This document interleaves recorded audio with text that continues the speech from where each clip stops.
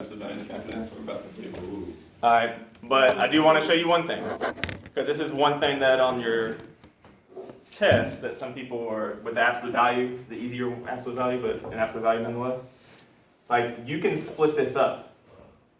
So like, here's the graph, right? You can go to y equal, you can graph yours on yours, but typically here's the graph here. When you talk about absolute value, you can split it up into the positive and the negative. So if you look at this problem, the velocity is in the positive from 1 to 4. Do you see that? And from 4 to 5, it's in the negative. So you could rewrite this. So if you were thinking about solving it out by hand for some reason, all right, or if that's what it asked you, all right, you would split it up and say, okay, well, you know what? I know from 1 to 4, it's the positive version of this. I'm just going to leave it as it is.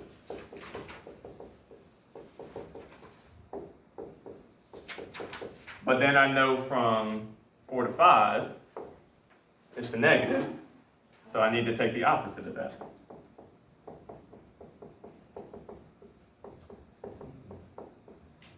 Get rid of that. All right.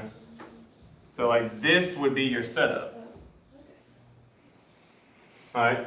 And usually you would use this if it was a non-calculator question. Like you're like, oh, I need to be able to split this up somehow. Or if it asks you, how could you split this up into 2?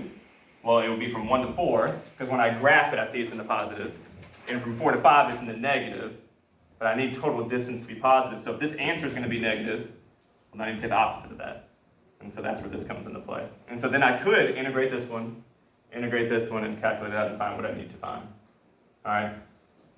But since we have the calculator for right now, let's just get used to using that. So if you're going to type in absolute value in the calculator,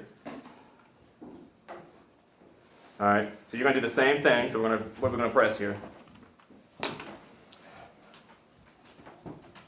Math. Makes sense. 9. All right, and we're doing absolute value, so we're going to go from 1 to 5 still. All right, but then we need to type in this absolute value. Who knows where absolute value is? Is it under? It's under, what do you think? Math. Okay.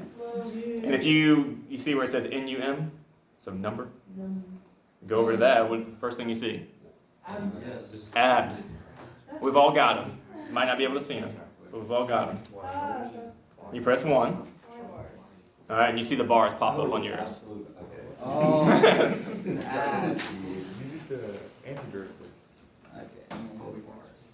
Whoa, it took a minute to process that. Yeah, because it has to. It's the calculator's doing the minus and the plus portion for you. So you need to type in y1.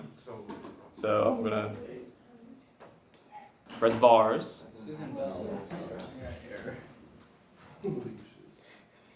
you go to y bars, and then you'll see the y1. And then let's do. Took a minute. And yeah, x, yeah. Solve.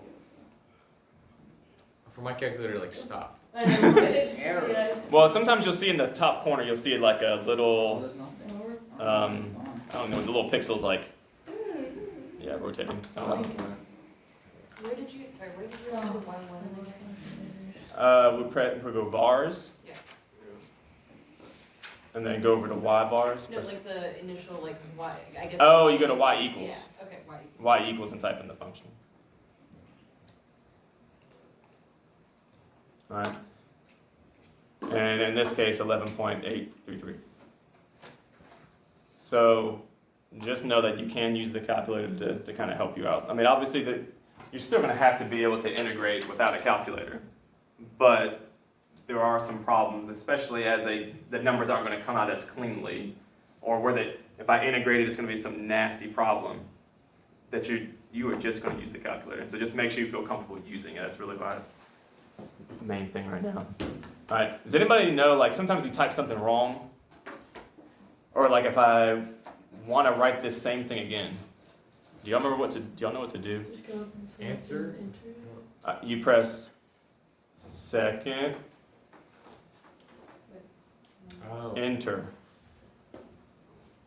Why would you do that? If you need to like rewrite. So yeah, sometimes you maybe want to just change one thing. Oh, I don't want to type this whole thing again. And you can just go through and just like I just want to get rid of the absolute value bars now. And you can just do that instead of typing the whole thing again. It's like, oh, actually, I meant to put to 4 instead of Or to, you can just like go up to it. and then select it. Yeah, you're right. And enter, yeah. All right. So just know that you have things you can do, or if you just want that particular number, you can do that as well. Cool.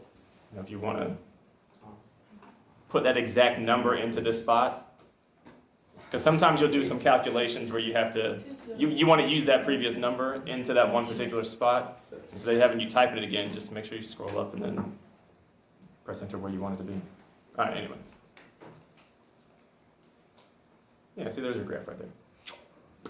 Oh, that was much easier. All right. But again, we were just looking from 1 to 5 in our case. All right. So for B, would we write anything? So for B, it says what's the total distance? So this would be your setup, right? Okay. And I just wrote this, and I would recommend that you at least write this, just so you know for absolute value, like you can split it up into the positive and the negative. Because there will be problems that we work through, more so tomorrow, where you'll have to be able to do that. By hand, like without a calculator. Yeah, we'll do both. We'll kind of have them flow between both of them.